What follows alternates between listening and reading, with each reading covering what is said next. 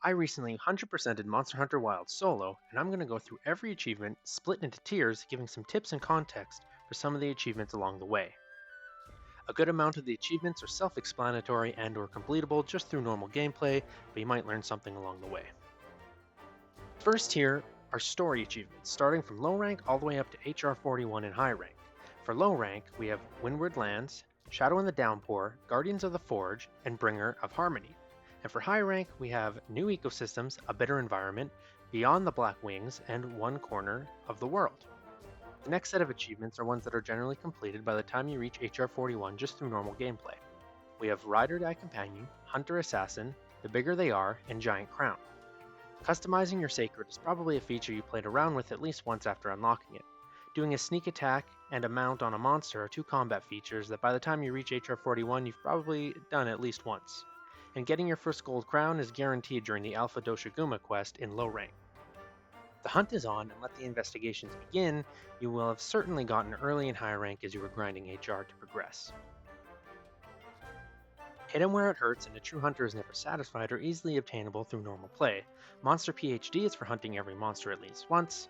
I'll go into the wording of many later on. And Impregnable Defense you will likely unlock while playing around with different armors. The next tier is also completable through normal gameplay, but uses some often forgotten parts about the game, or will take you past HR 41 to complete. The next two achievements make use of a system that's been around in Monster Hunter forever, but is often forgot about. These achievements are Was It a Meal to Remember for using the barbecue, and So Tasty for cooking a well done steak. This feature is even more powerful in Wilds, allowing you to get your full food buff anywhere at any time, as well as letting you rest anywhere. Simply by using the barbecue, you will get a meal to remember, but if you gather meat from a small monster and select the grill meat option, you will now get to play a little rhythm-based minigame to cook the meat, and if done correctly using the sound cues, you will get well done steak. Looks so tasty. The well done steak can restore your max HP and stamina, which can be very useful if ancient potions are available to you. Moving on, we have A Step Towards Mutual Understanding, Glamper, Hunters United, and Newly Forged Bonds. Customizing a pop-up camp for Glamper and doing a single multiplayer hunt are pretty straightforward, but side missions and following someone may confuse some players. Side missions are not optional quests. They can be tracked by going into the menu and selecting mission info. You pick these up by talking to NPCs with quest markers on the map. Side missions are shown as a yellow symbol and aren't accessed by talking to Alma, but are rather open world quests that require you to go out into zones to gather different things. Notably, your Palico will offer you side missions which unlock different gadgets. Newly Forged Bonds is obtained by following another hunter. Yes. The best way to do this is by joining a recommended lobby by talking to Alma, opening the member list, and simply selecting a player in the lobby and selecting follow.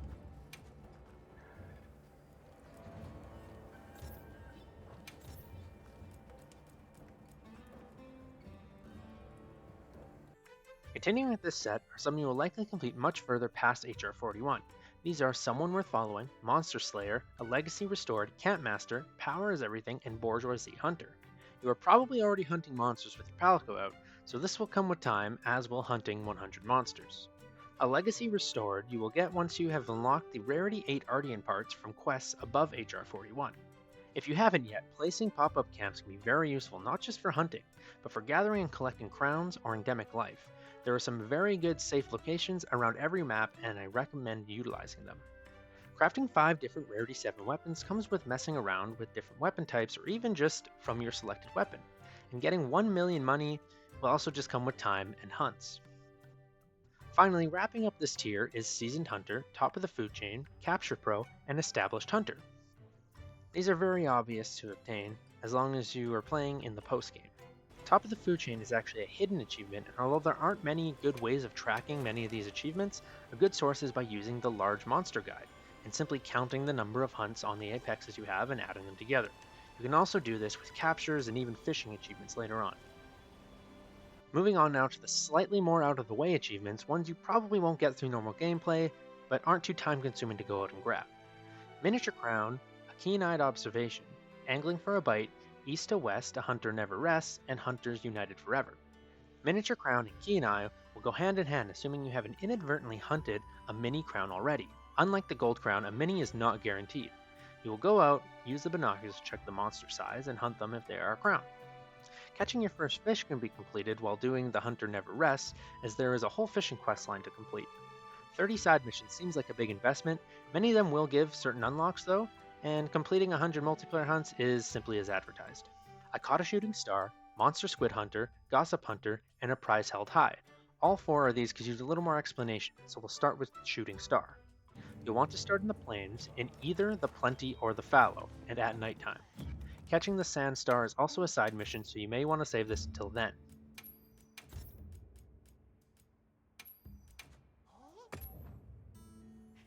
It likes to hang out around Area 13, so head over there and start looking for a small blue mouse-like creature. Once you've spotted it, the easiest way to capture it is by finding a Bonos, using the slinger to grab a screamer pod and shooting the pod near the sand star.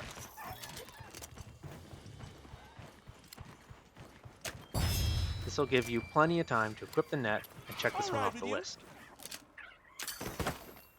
Researching endemic life is part of the hunter's duty. Monster squid, you'll go over to Area 17 of the forest during the plenty at night. Just run up and down the water line until you spot a giant squid.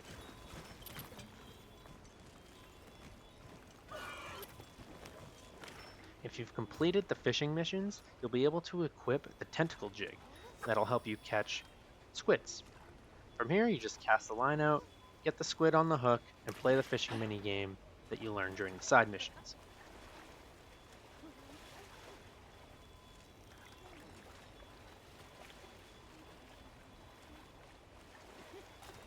After some struggle, you'll get it to shore and you'll get to the achievement. Time for a true master angler to shout. Look at the size of this. Gossip Hunter is similar to newly forged bonds. You want to join a recommended lobby and just simply go through player by player, looking at hunter profiles until you've checked out 30. You can find the curio shell crab in many locations, but the most consistent place I've found it in the beta and full game for a prize held high is by going near Area 17 of the plains where Raydow's nest is. There is a small hole in the wall that you can crawl through. Head to the top either by climbing or with wedge beetles. Once here, you'll be looking for a little crab. And don't be like me and equip your camel mantle before you get to the top. Once you get there, you can catch this guy and he will also give you a coin. Now we're getting into the achievements that you're going to have to go out of your way for, and they start to become time commitments in themselves. Giant Crown Collector and Miniature Crown Collector are for hunting 10 monsters of their respective crown sizes. Aficionado can be a little misleading, especially if you've done the side missions to catch a whopper. A whopper is not a specific fish, but rather it's any fish that requires you to play the fishing minigame. This includes the giant squid, the tuna, the spearfish, the gaju, the trevally, etc. Anything that you have to play the little minigame for, it counts for. Head over to Area 17 during the plenty in the forest, and the best fish to go is for tunas and trevallies, as they are a lot of them and they're pretty easy. Exploring up the Eastlands can be a little bit tricky as well. An efficient way of working towards this one is by checking for emergence events while crown hunting. These will spawn special nodes where the regular trade nodes usually are, and they'll grant Rarity 6 special items used for rarer trades and this achievement. Outside of the emergence, you can get Nightflower pollen at night in the plains, Queen's Bloom pollen found in the forest, and Wyvern Sprout found on rotting monsters. If you head back to the camp and check your item box, you can see the Rarity 4, 5, and 6 items, where 4 and 5 are the more common trade items, and 6s are your special rare items for this achievement.